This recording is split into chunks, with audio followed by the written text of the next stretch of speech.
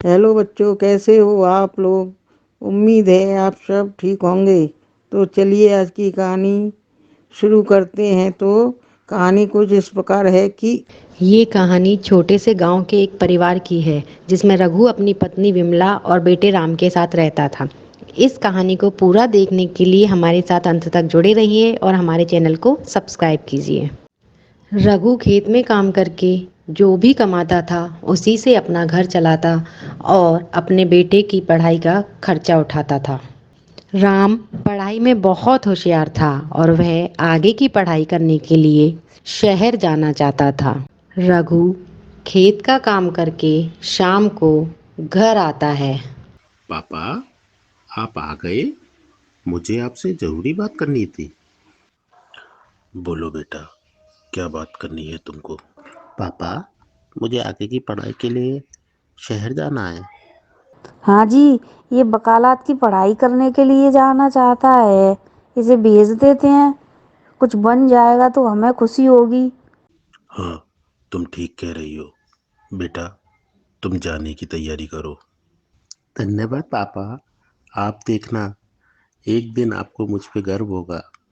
अब दोनों बाप बेटे की बातें खत्म हो गई हो तो चलो खाना खा लो। वो तीनों बैठकर खाना खाते हैं। राम अगले दिन सुबह पढ़ाई के लिए शहर निकल जाता है। आज राम चला गया, उसके बिना घर में बिल्कुल भी अच्छा नहीं लग रहा है। हाँ, कह तो तुम ठीक रही हो। अच्छा तो नहीं लग रहा, पर ये उसके भले के लिए ही है। ठीक है, तुम अपना काम करो और मैं खेत पर जा रहा हूँ। रघु और विमला ऐसे ही अपना हंसी खुशी जीवन व्यतीत कर रहे थे और उनका बेटा शहर में पढ़ाई कर रहा था।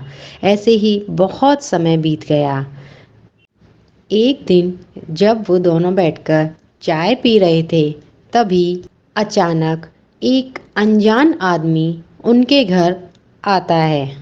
आप कौन हो और यहाँ कैसे आना हुआ? मुझे मेरे बॉस ने भेजा है। बॉस आपके इस घर को खरीदना चाहते हैं, आपकी मांगी हुई कीमत पर। ये क्या कह रहे हैं जी? हम इनको अपना घर नहीं देंगे। आपके मालिक के पास तो बहुत पैसा है। वो तो कहीं पर भी घर खरीद सकते हैं। फिर उनको हमारा ये छोटा सा घर ही क्यों चाहिए? मेरे बॉस इस गांव में एक दुकान खोलना चाहते हैं और उन्हें आपके घर की लोकेशन पसंद आई है, इसलिए। हम अपना घर नहीं बेचना चाहते। हमारी याद है इसके साथ जुड़ी हुई है। अपने मालिक से कहो, हम नहीं देंगे। ये मैं इसमें कुछ नहीं कह सकता हूँ। मैं वही करता हूँ जो मेरे बॉस कहते हैं। या तो आप अपनी इच्छा से दे दें, वरना वो ज़बरदस्ती ले लेंगे। हमने कहा ना, हम अपना घर आपको नहीं बेचेंगे। जल्दबाजी में कोई निर्णय ना लीजिएगा। इसके बदले में आपको बहुत अच्छी कीमत मिलेगी और आप कहीं भी घर ले सकते हैं। और मैं ठीक है, फिर मैं कल आऊँगा। इतना कहकर वह व्यक्ति वहाँ से चला जाता है। उसके जाने के बाद वो दोनों बहुत परेशान हो जाते हैं और उदास हो जाते हैं। ना वो खाना खाते हैं और ना ही रघु खेत पर जाता है। वो बस ऐसे ही परेशान से बैठे रहते हैं। उनके हालात से अनजान उनका बेटा तभी उनसे मिलने वहाँ आ जाता है। हाँ पापा, क्या हुआ? आप ऐसे परेशान क्यों बैठे हैं? बताइए, क्या हुआ? बेटा, तुम अचानक कैसे आए? सब ठीक है ना? और तुम्हारी पढ़ाई, तुम ठीक हो तो? अरे माँ, बस करो। मैं ठीक हूँ, सब ठीक है। और पढ़ाई भी बहुत अच्छी चल रही है। बस आप लोगों की याद आ रही थी, मिलने का मन किया तो चला आया। आप ये बताइए, परेशान क्यों हो? बेटा, पहले तुम आराम से बैठो, फिर बात करते हैं। फिर उसके माता पिता ने उसे पूरी बात बता दी कि कैसे कोई उनके घर को खरीदना चाहता है। हम अपना घर नहीं छोड़ना चाहते बेटा। इस घर से हमारी बहुत सारी यादें जुड़ी हैं। हमें नहीं चाहिए पैसा। आप दोनों परेशान मत हो। ये घर हमारा है, हमारा ही रहेगा। आने दो से कल मैं सब संभाल लूँगा। माँ, मुझे खाना दो, बहुत भूख लगी है। विमला सबके लिए खाना लगाती है और सब बैठकर बातें करते हैं और खाना खाते हैं और फिर सो जाते हैं। अगले दिन जब वो तीनों बैठे होते हैं तभी वह व्यक्ति फिर से वहाँ आ जाता है। तो आप लोगों ने क्या सोचा, आप तैयार हैं इस घर को बेचने के लिए?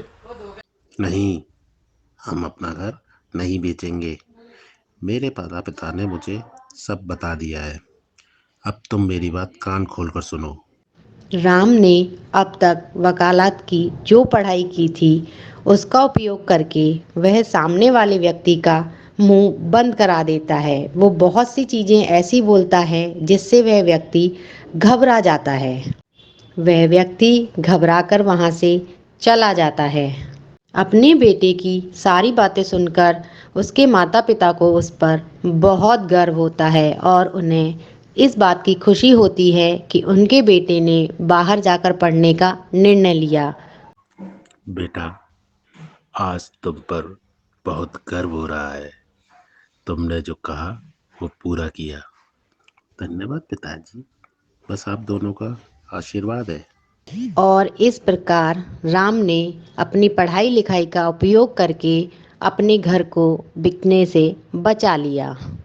तो इस कहानी से हमें शिक्षा मिलती है कि पैसे से हर वस्तु को नहीं खरीदा जा सकता है और ज्ञान से बड़ी मुश्किल का हल निकाला जा सकता है। ऐसी मज़ेदार कहानी देखने के लिए हमारे वीडियो को लाइक करें, शेयर करें, हाँ, और हमारे चैनल को ज़रूर सब्सक्राइब करें। धन्यवाद।